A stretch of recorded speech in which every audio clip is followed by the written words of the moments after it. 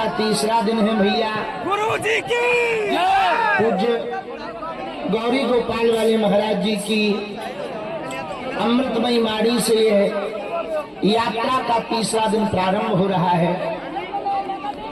सायंकाल तक अनेक महापुरुषों का आशीर्वाद हम लोगों को मिलेगा। ज्यों-ज्यों आगे बढ़ रहे हैं त्यों-त्यों ब्रज की खुशबू नजदीक आ रही है।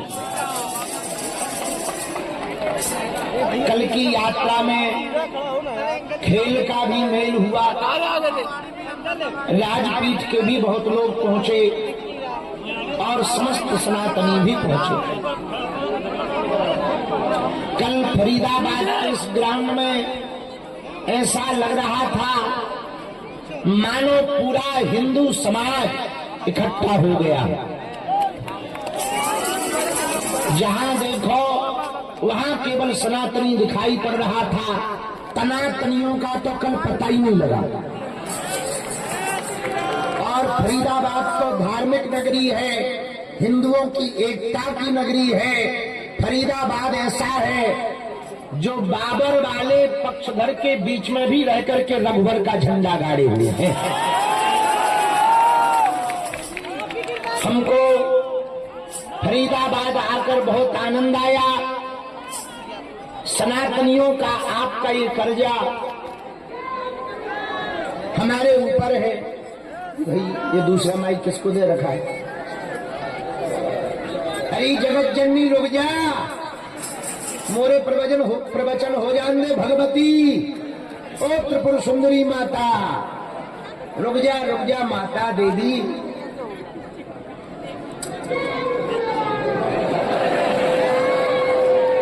बोल ले भगवती, बोल ले।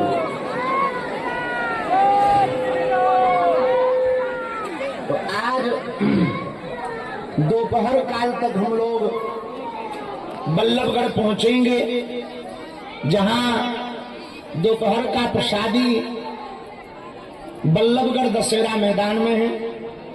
आज 15 किलोमीटर की यात्रा करेंगे, पहले 8 किलोमीटर फिर 6 किलोमीटर। बल्लभगढ़ में प्रसाद पाने के बाद सायंकाल रात्रि विश्राम सीकरी में होगा। ऐसे ऐसे पदयात्री चल रहे हैं भैया, क्या बताएं, बड़ी श्रद्धा है। और आप लोगों के अंदर जोश उत्साह देखकर हम सब संतों को लग रहा कि हिंदू जग रहा है। एकमात्र उद्देश्य है हिंदू एक हो जाए। कल की पदयात्रा जो सीकरी से प्रारंभ होगी, कल की पूरी पदयात्रा 10 तारीख की सिखों के 9वें गुरु तेग बहादुर जी की शहादत के लिए समर्पित की जाएगी। सिख परंपरा में जिन गुरुओं ने शहादत दी है उनका 350वां साला चल रहा है। इसलिए कल 10 तारीख की पदयात्रा संपूर्ण सिख समाज के गुरुओं की शहादत के लिए समर्पित की जाए। फिर एक दिन की पदयात्रा देश के जवानों के लिए समर्पित की जाए। आज जो भी हमारी बात को टीवी चैनल के माध्यम से, बागेश्वर धाम चैनल के माध्यम से या ANI पर सुन रहे हैं, कान खोलकर सुनो। जो सनातनी हिंदू एकता पदयात्रा चल रही, हिंदू मात्र एक परंपरा नहीं, इस देश की रीढ़ की हड्डी है। हिंदू रहेगा तो ही हिंदुस्तान रहेगा। और दूसरी बात सुनो, ये पदयात्रा दंगा फैलाने के लिए नहीं, गंगा फैलाने के लिए है। तीसरी बात सुनो, इस पदयात्रा का उद्देश्य केवल और केवल धर्म है। धर्म से बढ़कर कुछ नहीं होता है। जब पाकिस्तान इस्लामिक हो सकता है तो हिंदुस्तान हिंदू राष्ट्र भी हो सकता है। चौथी बात सुनो, बहुत विनम्रता पूर्वक, हमारे देश की आर्मी जो भी ज्वाइन करते हैं युवा, वो वेतन के लिए आर्मी ज्वाइन नहीं करते, वतन के लिए करते हैं। हमने विचार किया 11 तारीख की पदयात्रा में भगवान हमसे जो भी बनाए पाएगा हम अपनी तरफ से तो करेंगे ही। हम पूरे हिंदू समाज और भारतीय समाज से प्रार्थना और अपील करना चाह रहे कि कुछ ना कुछ कमाई का अंशदान भारत की आर्मी के लिए जरूर डोनेट करें,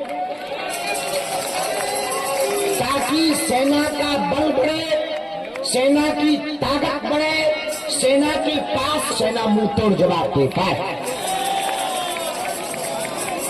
और पांचवी बात, हमारे बड़े ही प्रिय, बड़े ही आत्मीय, जिनके कारण अन्नपूर्णा की सेवा इस पदयात्रा में चल रही है, उन्होंने बहुत अच्छा संकल्प लिया एक गुरुकुलम की व्यवस्था का। सुनो, मस्जिदों के साथ मदरसे यदि हो सकते, चर्च के साथ कॉन्वेंट स्कूल हो सकते, तो यदि मंदिरों के साथ गुरुकुलम हो जाए तो देश बदल जाएगा।